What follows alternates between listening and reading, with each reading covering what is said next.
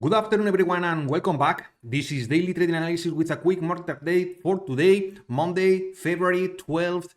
Today's non-news Monday. The big day is tomorrow. Remember, CPI day, in which we are expecting CPI to continue its trend lower year over year from 3.9 to 3.7 on the core one, and the general inflation from 3.4 to 2.9. So these are the expectations.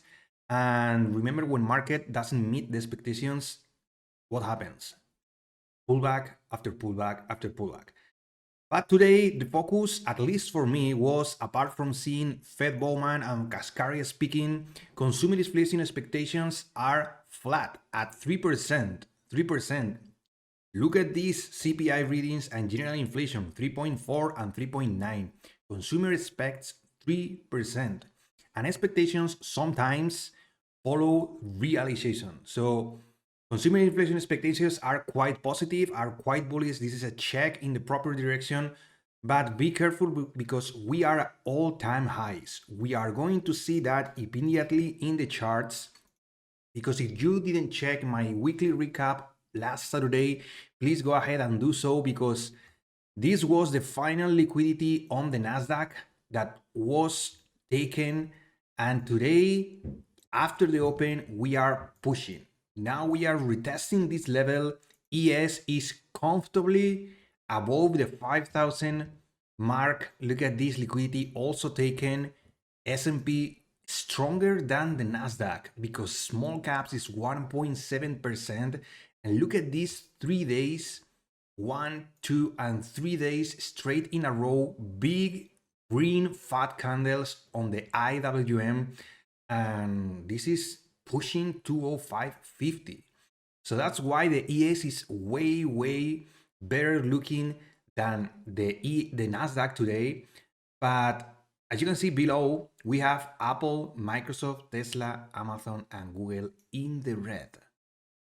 NVDA and META are both in the green quite comfortably, because this is basically AI, and the squeeze is continuing higher.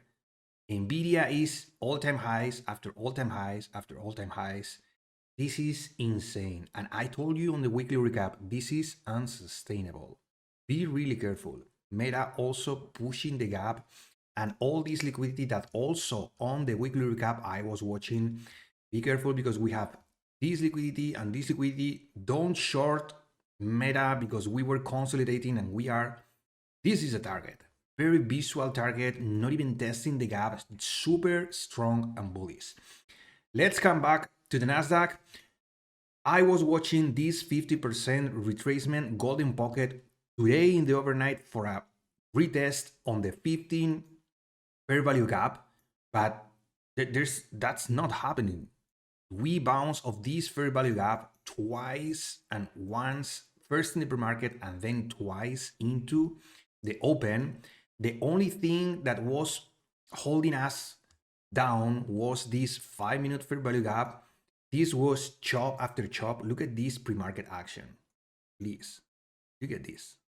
This is London Open here, and we have chop, chop, chop, chop, chop, chop, chop. And then once the market opens, accumulation into high of the break, initial balance breakout, and then liquidity taken and beyond. So this market continues going higher. The most interesting thing that I got for you is that futures open interest in both ES and Nasdaq is super high. On Friday, we got 34,000 on the ES and 10,000 on the Nasdaq. Open interest continues going higher, even at all-time highs. So looks bullish. But that doesn't mean that you have to be really careful. Exercise caution at these levels, because anything can happen.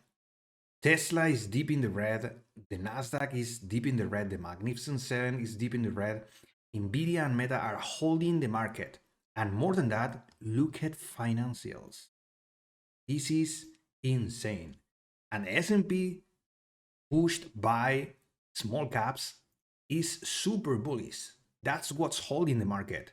Why? because the breadth, it's what investors are watching. RSP is the equal weighted S&P ETF. It's actually testing this liquidity up here. RSP, it's quite bullish, testing resistance and higher. The percentage of stocks above the 200 moving average, it's increasing 60%, quite bullish also. And more than that, on the 20-day moving average, we are also spiking. So there's strength across the board. The breadth is basically expanding, and that's good for the overall market. That's good for the S&P 500. But this is due to earnings at 80% plus on the beat side, and forward EPS is approaching 20, 18, 19, 20. That's quite overbought. That's not a good forward EPS for investors to continue buying. And at some point, this is going to be unsustainable. People are buying higher and higher and higher. And I don't think this is a good location for both day trading futures and also investing on the stocks that are at all-time highs and pushing higher and higher and higher. There's no retracement. We need a retracement. We need some kind of pullback, consolidation. Market going higher and higher and higher is unsustainable. And dollar, it's not following with weakness. Dollar is consolidating after a big push. We are at critical resistance level 104.6. Yields are slightly in the red. Treasuries are not super good. So this is not this kind of momentum that we are seeing spiking like this. This is not, I mean, this angle of increasing, we are going to break at some point. Don't be the one buying the top, because this is super overbought and no one is thinking about letting it pull back. Everyone is FOMOing in small caps and also in these overbought big tech stocks. This is the first sign. I think Biden is speaking right now. This is an order block. If this order block does not hold, be careful with buying this fair value gap. I'm not going to trade today because for personal reasons, I didn't have the opportunity to really buy. The best setup that I saw was this buy into the liquidity for high of day. This was a pretty nice setup. So this is the risk. This is the reward. 2.16, 16 points, really slow push into the open. You might think that perhaps your target was pre-market high. I think that was legit. That would be 3.23. If maybe you are kind of greedy, you might seek for Friday's high. That was 4.74. But with this open, I mean, I would have taken basically this high of day, 16 point, a couple of $100. That's all. Because today the market is willing to go higher, but it's not super convincing. I don't trust this market. And I told you why. Review my weekly recap on Saturday. We are expanding and compressing to the upside super high. The S&P is super hot. No one is willing to accept the pullback. And when everyone is on board, that's when smart money, big money, makes the big move to pull the rug. Be really careful this week. And I think that's all from my side. As always, thank you for your time. If you found this video useful, please give it a like, subscribe to the channel, because I upload videos like this one every single day for market forecast, market updates, and market recap. I appreciate your time as always. The trading day is not over yet.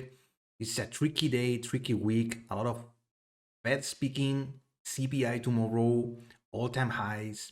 Oh boy, the perfect storm might be starting to be setting up for the bears. Be really careful. I don't want to short this market, but I don't want to long either. So think twice about FOMOing in these futures, in Nasdaq, in the S&Ps. Control your emotions, be patient, be disciplined, manage your risk, because those would be key for your success. Stay safe, everyone, and see you tomorrow.